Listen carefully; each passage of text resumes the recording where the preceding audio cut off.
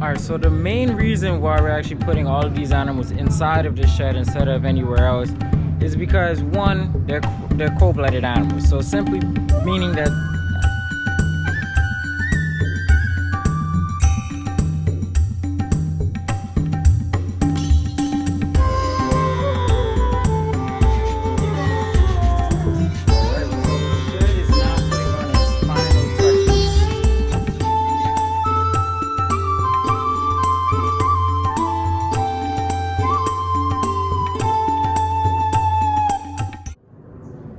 Wagwan Irie family, welcome back to the channel. So today we're actually going to be going through a bloopers video where I made a huge mistake in thinking that while I was insulating the shed and stripping out all the animals and essentially trying to make a really good video for you guys, what happened was it was all fast forwarded. So essentially the whole video was done, completed. I'm talking about like 30-40 minutes of shooting and all of that. But the thing is, since it was fast forwarded, I only probably got like 5 solid minutes. So I'm gonna be breaking it down to you guys. I'm gonna be taking you guys on my hardships, on my journeys, as to why I did what I did with the shed and why I put certain things in place just to make sure that my Irie family here is all safe and secure and everybody all straight. So you guys just hang in there. Don't forget to like, subscribe, comment down below. I'm gonna see you guys on the flip side.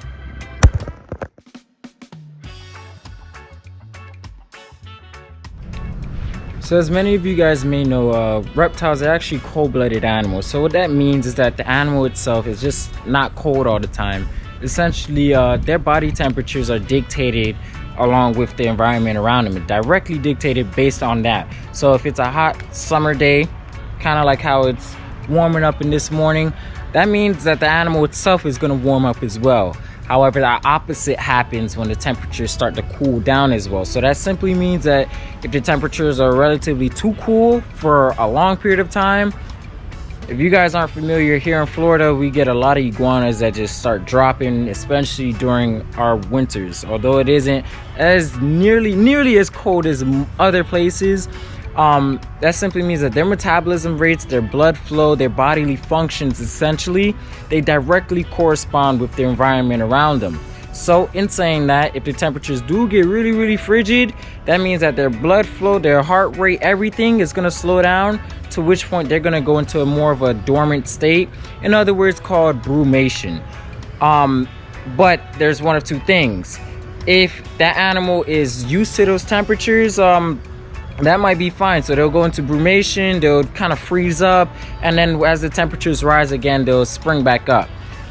That doesn't happen with all animals, only being that all animals, they don't range in places where it gets terribly cold. So a lot of my reptilians here, being that I have them in the shed now, once I put them in the shed, we'll have them at an average range somewhere around like 78, maybe 76, and then you would have the heat lamps, of course, just to manipulate those temperatures and give these animals what's called a temperature gradient. So that way they can go to either the hot side or the cool side and essentially metabolize their food and do as they please. But being that you want to give these animals the option when it comes to a lot of things. If you don't give them the option, that in turn can kill the animal, whether it be overheating, or if they're simply too cold, that means that their bodies won't be metabolizing food as quickly or as rapidly as they may need to. So that in turn can also make the animal sick.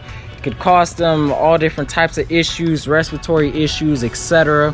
So I'm saying that a temperature gradient is a huge deal when it comes to keeping reptiles, because these animals biologically, they are not like ourselves. So that is the main reason why I'm getting this shed over here built for all of the children them, because I need to make sure that, one, the temperatures are controlled. Here in Florida, one day it's rainy, it's hot, it's cold.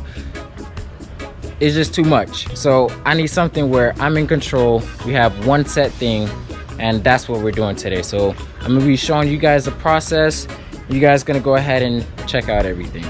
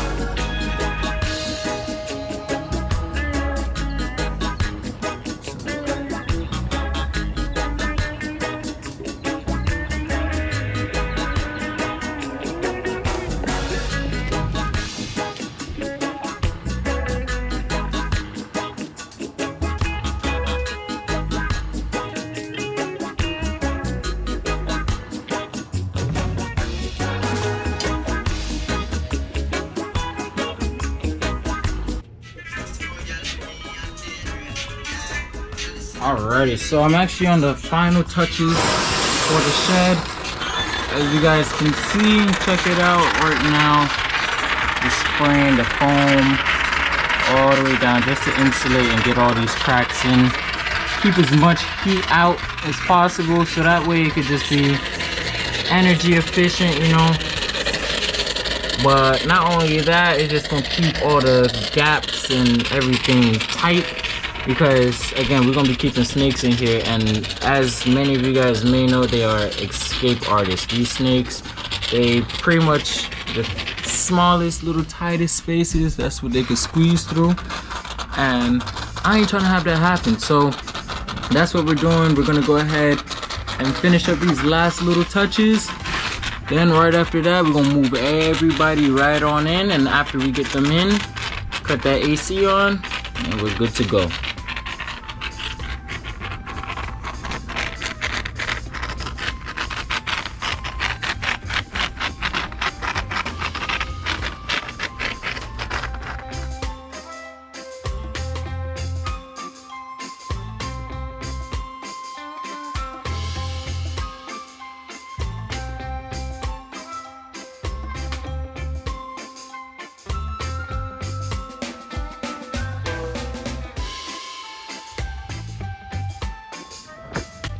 Alrighty, Irie family, so I hope you guys enjoyed that whole clip of the bloopers video. I know that it was a lot and it was just a lot going on, but again guys, I just hope you guys all enjoyed it. Please don't forget to like, subscribe, comment down below as to what you guys want to see next. We're going to be having a whole bunch of animals, a whole bunch of updates coming in, so don't forget it, don't miss it. I'm going to see you guys next time on the other side.